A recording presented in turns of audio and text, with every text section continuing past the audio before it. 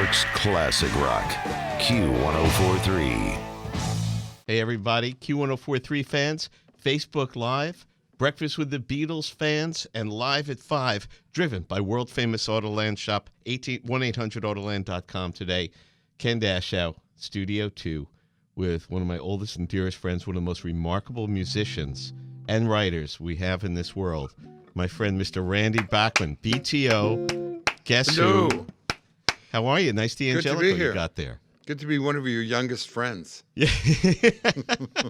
Well, we just go back a ways. And Yeah. Randy has this I Love Lucy life of the greatest stories that happen to every song. Other people have said around, no, there's a sitcom attached to almost every song that the man has. Still the greatest stories ever. And the reason he's here is he's playing B.B. King's this Saturday night. You're going to hear the hits, always. Randy always is going to play BTO, and guess who? Yeah. But a new album coming out called By George by Randy. Because if you've heard him before in Breakfast with the Beatles, you know Randy's one of the biggest Beatle geeks in the world. And what made you decide to do an album of George Harrison songs? Well, when the Beatles came out, it changed everything for every band. You had a front guy in Elvis or Gene Vincent or Eddie Cochran and backup musicians. And suddenly, on that Sunday night, we're watching Ed Sullivan, and there's three guys standing up there singing, right? Right. And it was like totally different. What these three guys can sing, what they write their own songs. They don't get them from the Brill Building or whatever. They write their own songs, and they're like, aren't these kind of childish? Love, love me do. You know, I'll be true. I'll always love you, please. And everybody in every country and every world could sing these songs. And I got to sing the George song. So these songs that are on this album by George, I've sung them all my life. I just took them and reinvented them to present them to celebrate basically George's 75th birthday.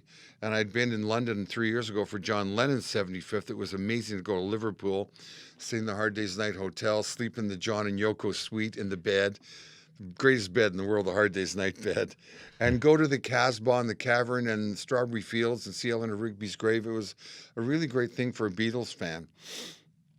And his sister came to the Beatles Museum. Julia. Brought brownies and John Lennon glasses. I have a pair of his glasses at home from the same optician kind of guy, right? And told the story of how John got those glasses. He wanted big, thick ones like Hank Marvin or Buddy Holly.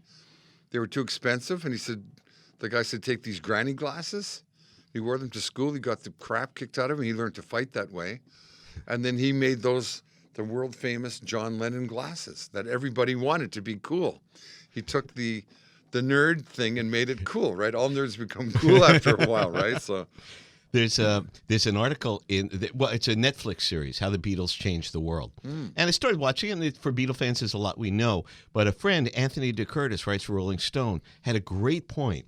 And he said, you know, until the Beatles, there was always teenage culture. But adults didn't dress like Elvis. You know, you didn't have an adult dressing like Eddie Cochran. The Beatles come, and by the late 60s, 40-year-old guys are wearing long hair and Nehru jackets. You know, 40-year-old guys in business are wearing love beads and bell-bottoms. And if you weren't wearing a bell-bottom pants by 1968, you might as well be in a nursing home. right. Suddenly the Beatles were running all of culture, not just teenage culture, and adults were running to catch up, and that's never happened before. But they were smart. They hooked all the adults because they wore business suits and ties. Wow. The other bands, you know, like the Stones, look at the Stones, and they were like wearing hippie, weird, odd things. Everybody Beatles dressed the same. That was Brian. So they went from the black leather jackets and the Elvis hair to the blown Beatle cut, as we know it, the bowl cut, and wearing like business suits with velvet collars. So earlier I was jamming out, and they were smart. On their albums, they put a song that Mother would like, Till There Was You or Taste of Honey, a jazz standard. And for me, I learned to play jazz from some of the Beatles stuff, not only rock and roll and pop. And then as they grew and progressed from Love, Love Me Do to Marmalade Skies, and you know what I mean? And Relax Your Mind and Float Downstream, they took everybody on this journey for 7 or 8 years of miraculous reinventions of music and guitar tones and songwriting. As we always said, they fired the Mop Tops. They create the Mop Tops' greatest, most successful band in the world. Nobody's ever, not Elvis, nobody. And what do they do after 2 years? We fire them. Boom. now we get Revolver and we get Rubber Soul. How about these guys? We fire that band. Actually, we're going to fire the Beatles. We're going to be Sgt. Pepper's Lonely Hearts Club Band, a whole other band. You've had two amazing bands of the Guess Who and Bachman Turner Overdrive, but every 2 years you didn't say, all right, different band, different sound. You grew, but these guys made such changes in their life and style and music, the whole world had to run after them and catch up and never got bored. Right. It's amazing. Well, you've stolen Brian May's D'Angelico guitar. No, let me correct that. You've borrowed Dr. Brian May's D'Angelico guitar from the wall here at Q1043. Yeah. Would you play something for us? Brian's a good friend of mine. He's great. Yeah. What should I play? It's live at 5. It's your give some classic BTO or Guess Who. Start with that. Classic Guess Who. It's too late. She's gone too far. She's lost the sun.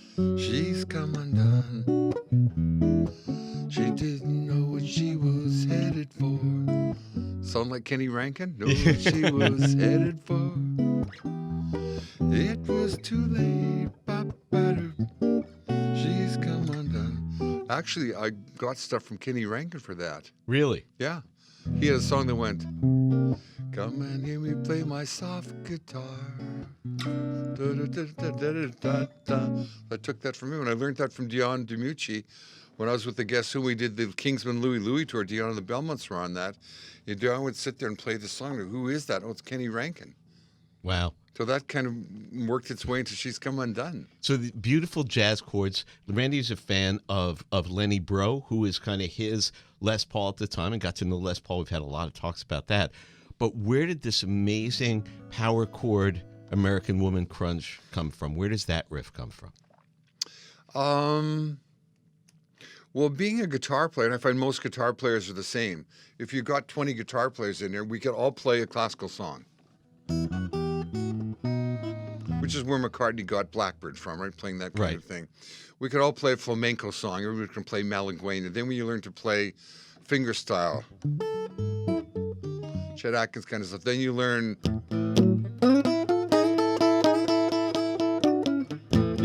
Then you go... You learn every style of guitar, so we can all do that. And then you start to go into like a different chord for every eighth note. You learn the scales and stuff like that, so we can all do that. But then somehow somebody says, oh, wait a minute, that thing you played there, that's... We like that a lot. Do more of that. So you start doing more because all you want to do is put gas in your car and cornflakes in the bowl for the kids, right? So you get pushed into doing a certain kind of music, and you don't really know what that is. You put out an album. In the old days, like the first BTO album, Guess Who album, there was a jazz song, a ballad, an acid rock, a blues song. You didn't know what whatever radio picked and played. Guess what? That became your life for the next year, and then you have to develop that. And you try. We were very lucky in the Guess Who when they picked the ballad "These Eyes." It's gorgeous. And said we were a rock band, and they said no one's going to play rock by you. Do another ballad like "These Eyes," and then so we do "Laughing." The flip side of that, I write She's Come Undone, and we play it, and they go, we've never heard a song like this on radio. It's jazz. It's like the first time we heard Girl from Ipanema on the radio with all that stuff from the early 60s, and Ipanema comes out. It's totally a different sound, but it's very catchy. So out comes She's Come Undone, and it's a double A-side. We have a double A-sided hit, and then we copy Neil and Steven, Buffalo Springfield, and do No Time, which is kind of a country rock thing with blazing guitars. Yeah. And then I fall into this...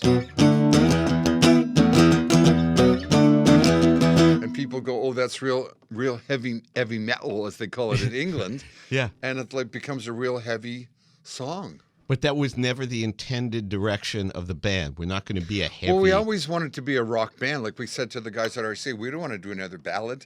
We do not want to be Gary Puckett in the Union Gap. We're a prairie rock band. And he said, nobody's going to play your rock. You can get to there.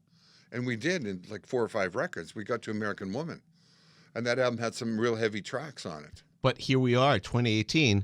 I'm still playing American Woman. Yeah. You know, I love the others, but the one that goes across all demographics, all ages, whatever, that riff, you know, that ident, just what you played. Play it one more time if you don't mind. Just play it.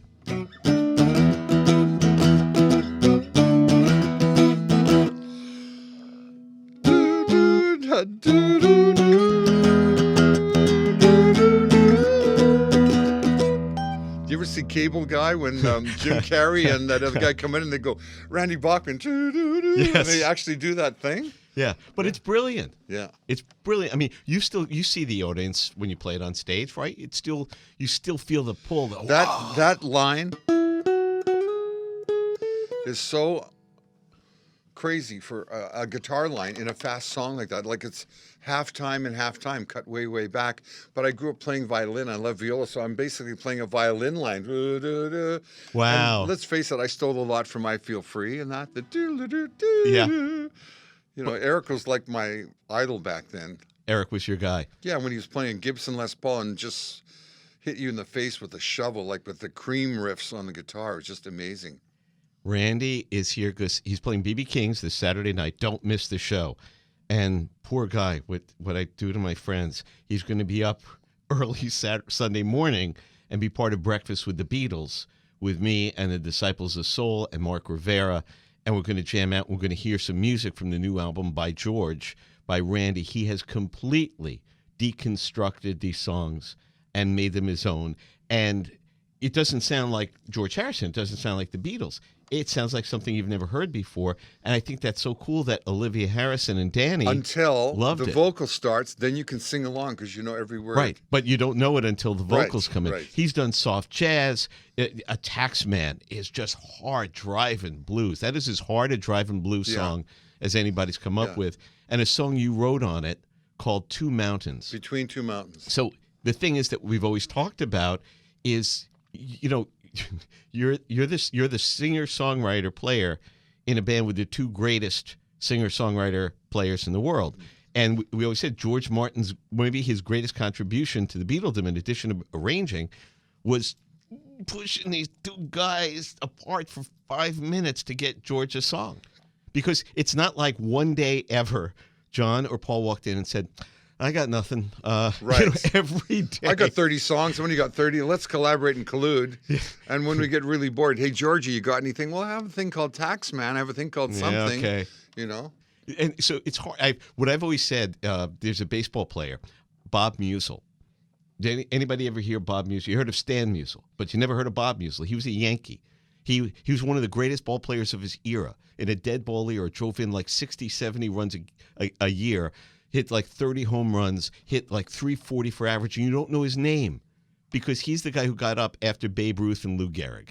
So you just don't know Bob. Right. And that George Harrison was the greatest songwriter, singer in any band that wasn't named the Beatles. Right. Yeah. Yeah. So you were always pulled to George, though, as the... I got to do the George songs. Burton Cummings and Chad Allen sang the Lennon McCartney songs. And then Burton went on to sing, you know, the other... Paul McCartney, he sang them both because Burton has a soft Irish tenor. We can do McCartney. And he can also do the Eric Burden growl, and he would do the Lennon songs. And I got to do the George Harrison songs. So these songs I've been singing like decades. As long as they've been out, I've been singing Don't Bother Me and all his other songs. And so when I decided to do a George Harrison tribute album by Bachman for his 75th birthday, which is this weekend, Sunday, 25th, where I'll be in here doing the Hard Day's Night Court on a proper guitar and a 12-string Rickenbacker. You better get a 12-string I'm trying to here. get you a 12-string Rickenbacker. This man has decoded the Hard This Day's is Night New York chord. City. Doesn't any guy here have a 12-string Rick that he can bring down and meet me in the band? If anybody watching this has a 12-string Rickenbacker, they could bring electric. They could bring to the cutting room Sunday morning. Forever in Your Debt. We'll take pictures. We'll sign autographs because we need that to show off the chord. I'll sign the guitar. I'll keep the guitar. You know, whatever. So, by the way, for you guitar heads, Mr. Bachman, at your peak of your collection, how many guitars did you own? I've always said, if you know how many guitars you have in your collection, you don't have enough. There's always a couple coming on UPS or FedEx that you buy on the road. How many did you have? Well, I sold 385 Gretches to Fred Gretsch, which created the Gretsch Museum. Then I started to buy German archtops like Hoyers and Hofners and things like that, and I have about 200 of those. There'll be a book of those coming out because they're very rare. They're only made for about 8 or 9 years after the war in the 50s, and then Gibson took over the market, and the archtop guitar became like a Gibson commodity, became their cornflakes. but these German ones were made by the father and the grandfather and the sons, all carving away wood, handmade at a time, and they're absolutely beautiful. I saw producer Andrew's face when you said you gave 385 guitars to Gretsch to create their museum. Was that Well, what you... Fred Gretsch called me and he said, there's a Hofner museum, there's a Gibson museum, there's a Rickenbacker Fender. You've got my museum. Can I buy it? So he came to my house. It was a room like this with like 150 guitars on the wall and a bunch on stands. I had a white wall of 24 white Falcons and white Penguins, an orange wall, 6120s, a sparkle wall with all the sparkle jets. I had everything. And he said he wanted to buy them. And he had brought a guy named Pete from Pete's Rare Guitars in Minneapolis, and they looked at them. And then he got Andy Babuke from the House of Guitars in Rochester to come. Yeah. And he wrote the Beatles book, the equipment book, and the Rolling Stones gear and the Zeppelin gear.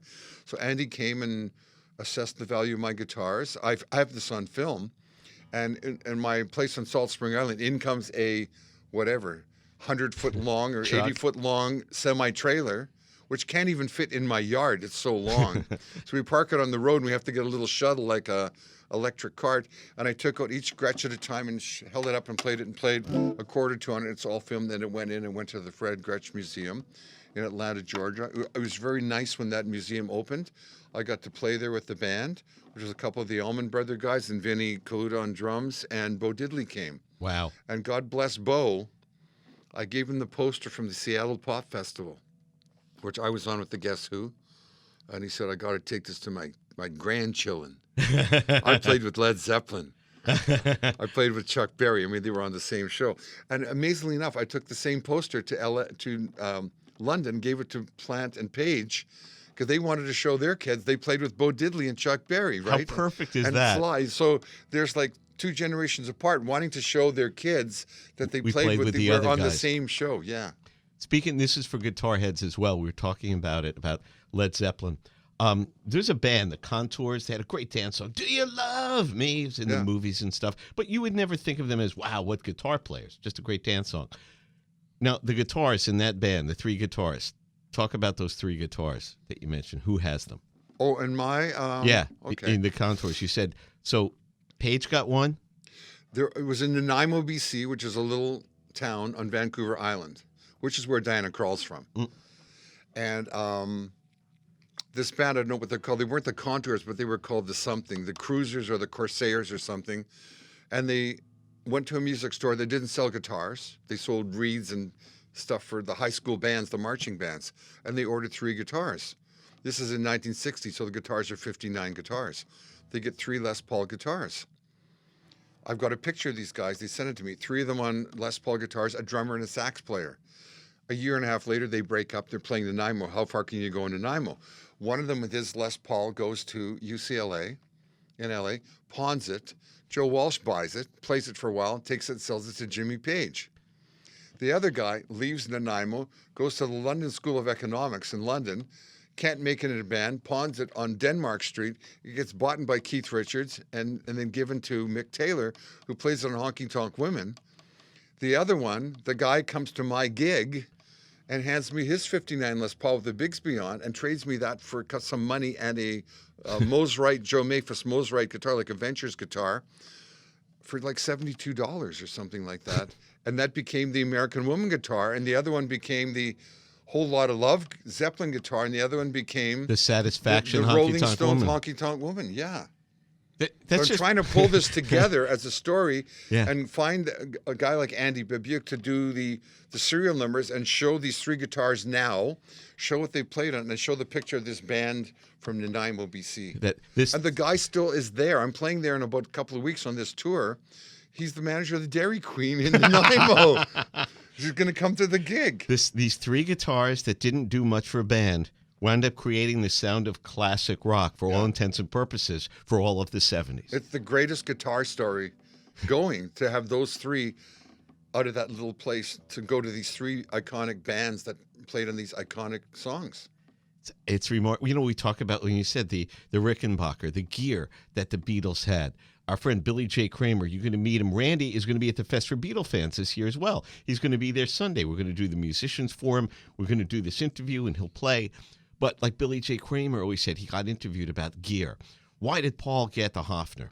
He said, we had one music store Right. And the cheapest bass was the Hofner.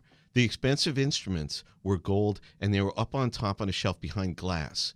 And we would all go in there, and you'd just look at it. Jerry, the pacemaker. They wouldn't let you play them. Right. In Winnipeg, every Saturday I went down and would stare in the window at a blonde Gibson, which I called the Chuck Berry, an orange Gretsch, which I called the Dwayne Eddy Gretsch or Eddie Cochran Gretsch, and a Fender, the Buddy Holly Fender. And standing beside me would be Neil Young. We would look at the guitar this way, and it was like a curved window. We'd go look at it sideways and go in and say, "Can we play that?" "No, you can't. You got $40. You got $50. You want to put it down and buy it?" We couldn't afford that. It's amazing. And then you go and you babysit and you mow lawns and you have a newspaper wrote and get that money and you save a couple $100 and you put it down on that guitar. And then that guitar never leaves your sight. You take it with you everywhere. You've like sweated and to buy this guitar. Why do you think Paul still walks out on stage with that guitar? That guitar built the Beatles, built this. Yeah, he can have any guitar, as many as he wants. That's the guitar. What was your first guitar? What was Neil Young's first guitar? Because these guys were friends. And they grew up. As Randy always said, the battle was who gets to play the high school dance. Was it the Squires or was it Almost Randy? like everybody's first guitar, we couldn't afford the music stores. We went to the Sears catalog. Or in Canada, the brand was called Silvertone, but it was Dan Electro here. Right. And it was a single cut black Silvertone down, which Jimmy Page still has and plays. He plays that in different tuning on Zeppelin. He still has that and plays that now. Wow. And so I had one of those, and Neil had one of those. But your dream is like an orange Gretsch. So I saved my money. I got an orange Gretsch that played on Shakin' All Over and Taking Care of Business. Neil got an orange Gretsch. He still has it. Mine got stolen. That's why I started my Gretsch collection. It was a crazed collection to find that crazed guitar. search to find that guitar, and I didn't. I bought every other color. Couldn't buy the orange one. And so basically my first really professional guitar was a Gretsch. But I've since gone back and got that old black Silvertone. I play it all the time. I love it. Really? For a guitar to sell for $49, to last for 50 years, and not have to replace the pickups, the tuners, the neck. There's no truss rod in the neck, but it was stand-up little pieces of aluminum in there, 2 of them. The fretboard was almost a 1/4 of an inch rosewood, which doesn't warp. It's just a great guitar. So the question is, it's not about the expensive guitar. It's learning to play, and it's doing the hard work. It's something we've all talked about. John Lodge was up here from the Moody Blues, going into the Rock and Roll Hall of Fame, thank God. And like John said, he loved the bottom. Listen to Chuck Berry. And he found out that that's called a bass guitar, that it's like a stand-up bass, but it's a bigger guitar. And he went to the music store in Birmingham, and they didn't have one. There was no bass guitar in Birmingham, England in the mid-'60s. He's like, well, okay, well, you'll find a catalog. Order one. I got this giant thing, and I asked my dad for all the money. Like, Dad, this is it. He goes, like every kid has ever done in life. Yeah. And my dad said, "Don't waste it. You got it, Dad." And he said, we talked about it's a very beautiful moment that everybody gets to share. That dream for me, it was getting a 4-track tape recorder so I could edit my demo tapes and make a demo of me doing a radio show, cool. So I could send it out and be a country DJ on the weekends for $1.85 an hour. My friends are delivering pizza for $3 an hour, thinking I'm an idiot, but I'm 19 and I'm working. Yeah. Like you playing the high school dances, you're working. Neil and the Squires, you said you try who gets a bar mitzvah, who gets a wedding, a dance or something. Yeah. You just wanted to work. Here we go. You fast forward to last year. Randy is inducting Neil into the Canadian Songwriters Hall of Fame. Yeah. And you guys are standing at the pinnacle of the world. Did you talk about it? Was there a little bit of history in that moment? Well, I had a chance to talk about him growing up and tell stories about him that nobody knew. Just like my radio show, I talk about meeting Jimmy Page in 1967 with the New Yardbirds playing at the Cleveland Art Institute, and we shared a dressing room. And I had a Rickenbacker, and he wanted to play it, and I said, only if I can play your telly. So I played his Led Zeppelin Telecaster, right? And stories like that. And then how later on I played the Seattle Pop Festival with Zeppelin. It was their first tour in '69. And how then at the Classic Rock Fest in London, the High Voltage Festival several years ago, he's there playing with the Black Crowes. And I'm there sharing a dressing room, but they won't let me near him. And we're in a trailer, and in the trailer is like a rod with a curtain, or plastic curtain keeping us apart. So I go in my side and I go, I'm Randy Bachman, and I remember playing the Cleveland Art Institute with Jimmy Page, and I've got a poster from the Seattle Pop Festival, Led Zeppelin's first tour. Whoosh, the shower curtain gets zipped open. It's Jimmy Page. Hi, mate. Good to see you. And I'll send you this poster. So I sent him the poster of that. And same with Robert Plant. I did a thing for him at BBC at the Roundhouse. And I said, I've got the Seattle Pop Festival poster. So I sent it to each of those guys. Like I said, they were thrilled to show. They played with Bo Diddley and Chuck Berry and Ike and Tina Turner, and everybody was on it. The Byrds and the 10 years after. It was a mixture of the San Franciscan kind of things. Right. A couple of bands from New York and a lot of British bands. It's amazing what came out of the sound. It's actually, if you don't mind, and we love Neil Young. We play Neil Young all the time. But do you mind telling the story about the first time you heard Mr. Young's new band and the record and the voices singing? Okay, we leave Winnipeg in 65, and we go and do the Shakin' All Over tour. Right. Right, with the Kingsmen and then Dion and the Belmonts and all that in the buses. And the last guy to say goodbye to me is Neil Young, and then when we're coming back, it's on the radio. The first guy to meet me is Neil Young. What's it like? What's it like out there? I said, you got to get out of Winnipeg. Like, the world is out there waiting for us, right? So he leaves, he goes to Thunder Bay, which is a starting point, meets Stephen Stills. They split up. They see each other again in L.A. They start Buffalo Springfield. Neil comes back to Winnipeg, radio station like this, and he says to me, I got a white acetate to play you. So, yeah, and what's the band called? Buffalo Springfield. That's weird. It sounds like a tractor. It is a tractor. You know? Is it really a tractor? A gun and a tractor. Yeah, Springfield Construction Company Got or it. something. A Springfield Rifle and Buffalo Tractors or something. And I said, okay, what's the album? He said, we got 3 lead singers, 3 lead guitar players. So he plays me this thing, and it's Stephen Stills. Do I have to come right out and say it? Tell you that you look so fine. Then he plays me the next song, and it's this beautiful high voice, and it's Richie Furay. And then he plays me the song, Out of My Mind, and I just can't take it anymore. Not happy to find. And I go, what is that? And he goes, it's me. And I go, what? You're singing? And he says, yeah, man. And there's this guy called Bob Dylan. Have you heard of him? And it doesn't matter if you can hit the notes, but if you write really good lyrics and enunciate them, people listen to what you're saying rather than what you're singing. And that's been my template for singing for years. It's the Leonard Cohen school. You know what I mean? It's the Bob Dylan school. You write really great lyrics, and you know you don't have a great voice, but you are the vehicle of your songs. That voice becomes the vehicle, and people love your voice. Yeah. They love Willie Nelson's voice. There's nobody like him. There's nobody like Neil Young. There's nobody like Dylan. There's nobody like Leonard Cohen. Yeah, you're absolutely These guys would never win if they went on The Voice. Yeah, none of our artists would ever win. Exactly. You wouldn't have won. No, Every Johnny band we Cash love. wouldn't win on The Voice. No. You know what I mean? You've got to have this instant thing that you turn on and you become Bruno Mars or Katy Perry in an instant, and you're some kid from Podunk, Iowa, or, Armpit, Canada or something, and this is your moment to shine. So I admire those people on The Voice. They can really sing. They've got the voices. But my whole thing was, what are they singing? The famous story that... Well, they're singing hits. Right, but, so the Beatles have the biggest hits in the world. They have 1 through 5. Dylan meets them here in New York and says, now you got the world's attention. Now you got to say something. Boom! You want to talk about a musical nuclear bomb going off, in New York. And of course, Lennon's being the one, he's right, You say you want a revolution. Boom! Now we're in. Yes. Now we're quoting the Tibetan Book of the Dead. Now we're going. Now there's no. Nobody even knows what we're doing anymore. Like Jeff Emmerich was up here a while back, and Randy knows Jeff and Giles Martin, and he said, "I'm this kid. I'm 19. I've got fresh tape. I've got a fresh grease pencil, good razor blades. I got a marker for the boxes. We're going to start recording a Beatles album." And John Lennon walks in first and goes, "Jeff, we're going to make an album that's never been made before, with sounds that have never been recorded before." He goes, and I'm too young and stupid to realize what he's saying. And I just go, okay. Like he goes, I'm too young to even know what the man's telling me. Hey, put a mic down here. Hey, let's hide it. Hey, screw around with the tape. Hey, play this backwards. He goes, didn't matter to me. If any of the adults had seen us doing it, they would have fired me. Yeah. And look what you get. It changes the world. Here we are 50 years later. It changes the world.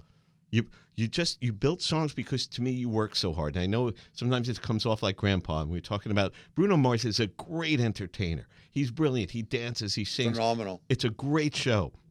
But like with all the splashback on the Grammys, to me, it's not racism or ageism. It's popism. The Wall, Exile on Main Street never got a Grammy. Three Dog Night would get the Grammy. Anne Murray gets a Grammy.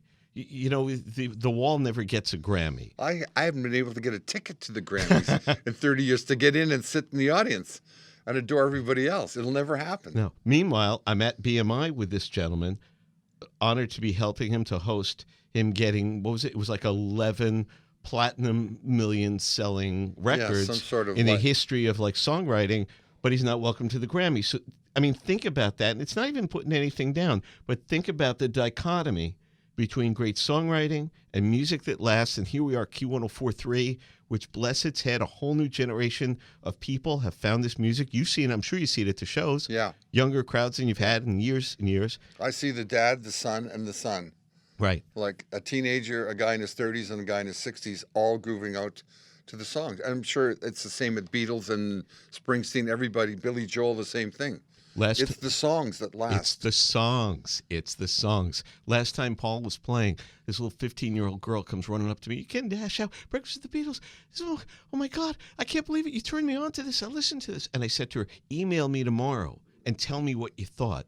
And she starts to cry and says, he hasn't even come on stage yet, and this is the greatest night of my life. Wow. And I thought, yeah, I got it. Isn't that something? Yeah. Paul's, not about name dropping. We've known people. We've done this a long time. But I said to Paul, seriously, are you ever tired about talking about the Beatles? Should I not mention it? And he said, no, I love talking about the Beatles. I created the Beatles. We love the Beatles. He says, there's only one stupid question. The Chris Farley sketch and everything. There's only one stupid question. And it's usually asked in London. And that is, you don't need the money. Why do you still do it? And that is the stupidest question you could ever ask somebody who is brilliant at it, loves doing it. The audience loves coming to see him. Billy Joel is playing tonight. He sold over 1 million tickets playing once a month at Madison Square Garden for 4 years. Why do you think he does it? He does not need the money. No. He loves it. We love it. Randy loves playing. Why am I here? Yeah. Who's paying me? Nobody. Nobody. I love being here. I'm happy to be here with you. Plugging a new album like I'm 16 years old and I've cut my first album, right? And it's the magic of it. And the one thing we've talked about with Randy a lot is he's the most caring, considerate person who cares about the audience in the show. And I hope I'm not embarrassing you, but as he always said, I know you've spent money on dinner, on parking, maybe a babysitter. You had to buy the tickets. It's a lot of effort to get there. I know you spent a few $100 to come see me. I'm going to give you the best show I've got. I'm going to play Taking Care of Business. I'm going to play American Woman. You're going to hear your favorite songs because I know what you went through to get there. And if everybody had that mindset of just being, you don't have to be obsequious and, all right, mate, you're having a good time. But you bring in your heart, bring in the best. That's what Paul does every night. That's what The Who does. That's what every great band we love does every night on every level of success. The Scorpions, loud, crazy German rock. Every show they play, it's like the last show they'll ever do. And I always respect that because they give everything they have that night.